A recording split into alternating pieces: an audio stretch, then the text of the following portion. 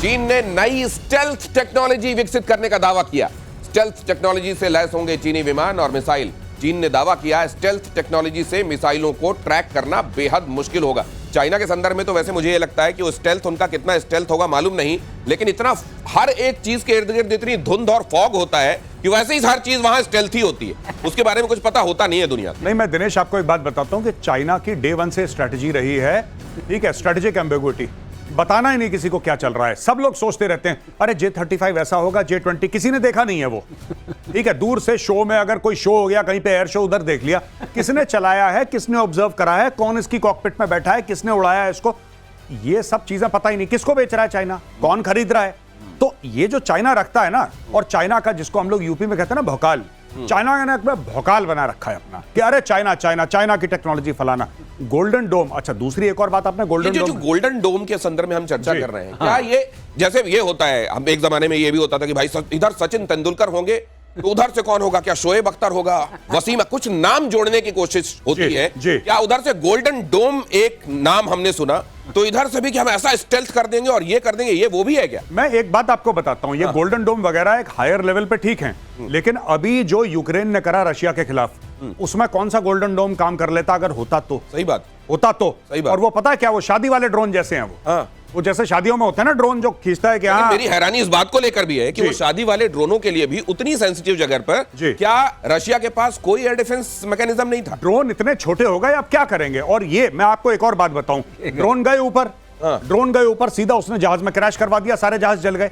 आप ये देखिए ना, ये गोल्डन डोम बिल्कुल बढ़िया है। स्पेस से कोई बैलिस्टिक मिसाइल आ रही है, इंटरकॉन्टिनेंटल बैलिस्टिक मिसाइल आ रही है, ऐसा आ रहा है वैसा, उस सब के लिए बहुत बढ़िया है ये, उसमें कोई डाउट नहीं है। वर्ल्ड का बेस्ट बनाएगा, अमेरिका बनाएगा। लेकिन भाई आजकल के थ्रेट्स तो दूसरे किस्म के हैं ना। आजकल के थ्रेट्स ये हैं कि आपने किसी वेबसाइट से ड्रोन ऑर्डर करे, मैंने ड्रोन ऑर्डर करे 50, मैंने उनको अपनी वर्कशॉप में अपने गैराज में मॉडिफाई करा, मेरे पास गन पाउडर है, मेरे पास प्लास्टिक एक्सप्लोजिव है, मैंने ड्रोन उड़ाया, जाके हवाई जहाज में क्रैश कर दिया। अब उसका गोल्डन डोम क्या कर लेगा? जब तक में पोलियो की वैक्सीन बनी तब तक में कोविड आ गया जी। दिनेश ऐसा है, अगर आप डोम के अंदर ही हैं तो डोम क्या करेगा बेचारा? अब डोम के अंदर ही है तो डोम क्या करेगा? वही कह रहा हूं, अगर ट्रक वहीं घूम रहे हैं और उनके अंदर ड्रोन लेके घूम रहे हैं तो वो तो डोम के अंदर है तो डोम क्या करेगा? ये बड़ी बात है। ये अगली खबर देखिए, पुतिन के डर से कांपने लगा ब्रिटेन। ये खबर देखिए, अमेरिका से मांगे परमाणु हमले वाले फाइटर जेट। अमेरिका से F-35A लाइटनिंग फाइटर जेट्स खरीदने की तैयारी। परमाणु हमले में सक्षम है F-35A जेट्स। ब्रिटेन के पास केवल ट्राइडेंट मिसाइल से लैस पनडुब्बियां हैं जिनसे परमाणु हमला संभव है। उसके पास अमेरिका, रूस, चीन, भारत और फ्रांस जैसी त्रिस्तरीय परमाणु हमला करने की क्षमता नहीं है। जिसका सूरज कभी डूबता नहीं था, उसके ये दिन आए हुए। अब उग नहीं रहा सूरज, अब उग नहीं रहा है। हाँ, क्योंकि उन्होंने सही है, ठीक कह रहे हैं, उगता कम है सूरज, और सूरज कम उग रहा है। तब तक उग रहा था, ठीक ठाक उग रहा था, जब तक भारत की तरफ उन्होंने निगाह नहीं डाली थी। लेकिन ईस्ट इंडिया कंपनी के बाद उनके लिए अब ईस्ट ही खत्म है, सूरज उगी नहीं। जी क्या कह रहे थे आप? मैं ये कह रहा था कि जैसे ये न्यूक्लियर ट्रायड जो है सर, क्या ये बड़ा फॉर्मिडेबल, मतलब अगर किसी के पास ये ताकत है, जैसे पाकिस्तान के संदर्भ में हम बात कर लें कि उसके पास वैसी पनडुब्बियां नहीं है, हवाई जहाज क्या कर सकते हैं वो हमने देख लिया। ये ट्रायड का होना क्या बहुत फॉर्मिडेबल बना देता है? फॉर्मिडेबल ये बना देता है दिनेश कि आप हवा से भी मार सकते हैं, वो शक्ति आपके पास, जैसे स्ट्रेटेजिक बॉम्बर्स की हम बात कर रहे थे। और दूसरी, आप लैंड से साइलोज में हैं, तो साइलोज फिक्स होते हैं, वहां से आप लॉन्च कर सकते हैं, तो वो आपके पास शक्ति है। और तीसरी शक्ति है आपकी पनडुब्बियों की, जो बहुत बड़ी शक्ति होती है। क्योंकि पनडुब्बियों में क्या होता है कि वो कहाँ है, वो बहुत एक जो जान उस पनडुब्बी में है और बहुत कम चेन ऑफ कमांड को पता रहता है। नेवल हेडक्वार्टर्स में भी सबको नहीं पता रहता है, सिर्फ नीड टू नो बेसिस पर पता रहता है। तो अगर उसके अंदर आपकी परमाणु शक्ति है तो जब सब कुछ नष्ट हो गया, आप टेक ऑफ नहीं कर सकते हैं, आपके साइलोस पर अटैक हो गया है, तब पनडुब्बी से निकलेगा। तो इसलिए ट्रायड ये अश्योर करता है सेकंड स्ट्राइक कैपेबिलिटी आपके पास है। अभी रशिया करने की कोशिश कर रहा है, वो कह रहा है कि हम फर्स्ट यूज में, तो इसको अपने दर्शकों को समझा देते हैं। देखिए, परमाणु वाले जो पहलवान हैं, उन परमाणु वाले पहलवानों में दो तरह की कैटेगरी है। एक परमाणु का पहलवान वो है जो किसी तरह एक थप्पड़ तो मार लेगा, लेकिन दूसरा थप्पड़ फिर से चलाने की या दूसरा दांव मारने की उसमें ताकत नहीं है। लेकिन वो न्यूक्लियर ट्रायड वाले, जिनमें हिंदुस्तान भी एक है, वो देश है जिनमें लगातार 1, 2, 3, 4 थप्पड़ मारने की कैपेबिलिटी। तो वो जो एक थप्पड़ लेके आया है, वो लेके तो आया है परमाणु वाला, लेकिन एक ही चला पाएगा, उसके बाद नहीं चला पाएगा। ठीक कह रहा हूं सर? हाँ, अब ये देखिए, हमने यहाँ पर ये एक अंदाजा अभी वर्ल्ड ऑर्डर को देखते हुए अंदाजा लगाने की कोशिश की है मेजर गौरव आर्य। क्या इस तरह से बंटवारा होगा देशों का? क्या एक तरफिया? और ये स्पेशल ग्राफिक बनाया है, बहुत कमाल का ग्राफिक है, इसके लिए हमारी टीम को साधुवाद। Britain, Israel, France, Poland, Sweden, Australia, दक्षिण Korea, America, Canada, Germany, Italy, Norway, Finland, Japan, क्या ये एक तरफ होंगे? क्या चीन, बेलारूस, सीरिया, रूस, ईरान, नॉर्थ कोरिया, क्यूबा दूसरी तरफ होंगे? क्या ये आइडिया लगता है? अगर ऐसा होगा तो फिर मैं ये भी बात करना चाहूंगा कि हम अपना नाम किस तरफ कैसे देखें। जी, मैं आपको बता देता हूं दिनेश, ये ऑलरेडी है, ये होगा नहीं है आज की तारीख में जी। और एक लूज कोएलिशन ऑलरेडी बन चुका है। नेटो क्या है? नेटो तो वही है ना जो लेफ्ट हैंड साइड में है स्क्रीन। जी जी जी जी। Most of the countries are part of NATO, वही तो है। और राइट हैंड साइड में आप देखिए कि सबसे बड़ा वहां पे जो इकोनॉमिक सुपर पावर है वो चाइना है, और सबसे बड़ा मिलिट्री सुपर पावर रशिया है वहां पे, और ईरान, ये जितने भी स्टेट है। अब मैं आपको बताता हूं भारत का है। G20 जब हुआ था, भारत ने बोला था कि अफ्रीकन यूनियन, भारत ने उसको परमानेंट मेंबर बनवाया, मोदी जी ने जब स्पीच दी। भारत ये कह रहा है कि ना हम तुम्हारे साथ है ना तुम्हारे साथ, हम अपने साथ हैं। और भारत कह रहा है कि मल्टीपोलर वर्ल्ड है, बाइपोलर वर्ल्ड नहीं है जहां पे एक तरफ रशिया और चाइना है, दूसरी तरफ अमेरिका नहीं। भारत भी है।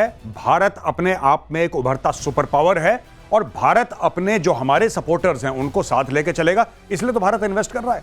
तो भारत अफ्रीका में इन्वेस्ट कर रहा है, इसकी फौज में, आर्मी, ये सब क्यों कर रहा है? इसीलिए कर रहा है भारत। गौरव जो कह रहे हैं उसी को मैं सपोर्ट करता हूं कि ये जो हमने बाइनरी दिखाई है, तो ये बाइनरी नहीं है, दिस इज अ ट्राइनरी।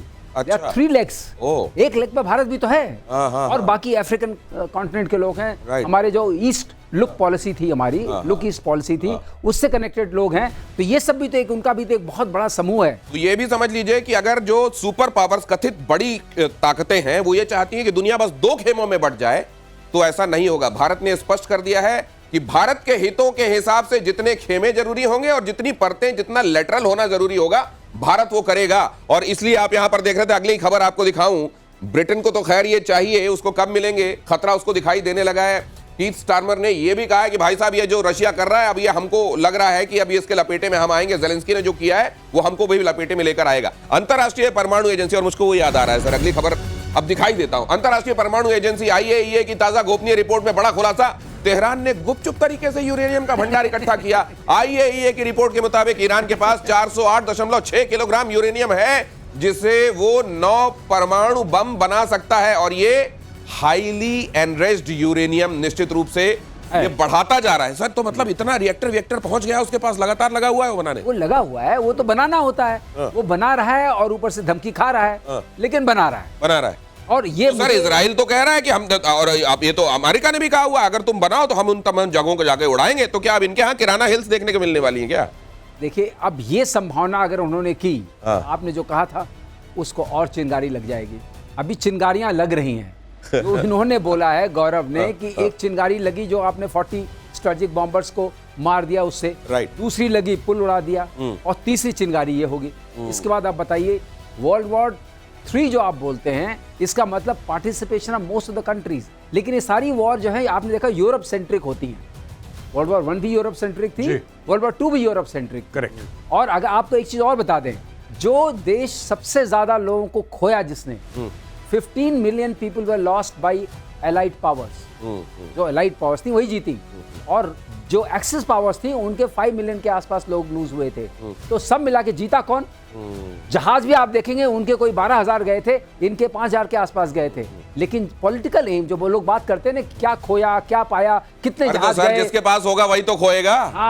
जो तो वैसे ही खड़ा हुआ, जिसके पास कपड़े होंगे उसी को तो उतार पाओगे। दूसरी चीज यह है कि पॉलिटिकल एम बहुत इंपॉर्टेंट होता है। कौन जीता? जैसे हमारे वाले इस द्वंद में जो पिछला हुआ था, उसमें भारत जीता था, क्योंकि भारत के सामने वो गिड़गिड़ाया कि रुको। तो इसलिए अब किसी को पूछने का हक नहीं है कि क्या खोया। खोया जो रखा था, खोया इसी काम के लिए रखा था ना, कि अपनी पॉलिटिकल एम को हम जीत सकें। वैसे इसमें कई जगहों पे जो मैं देखता हूं, मेजर गौरव आर्य आप बताएंगे जी। कई जगहों पे क्राइसिस की परतें ऐसे उखाड़ी है तो नीचे से अमेरिका जैसा कुछ दिखाई दे। ये क्यों है? हर जगह देखिए आप। नहीं, आप पाकिस्तान की परत उखाड़िए, आपको नीचे चाइना मिलेगा। आप नॉर्थ कोरिया की परत उखाड़िए, चाइना। आपको क्या लगता है कि पाकिस्तान जो इतना दुनिया भर में दंदनाता फिरता है, उसकी खुद की औकात है?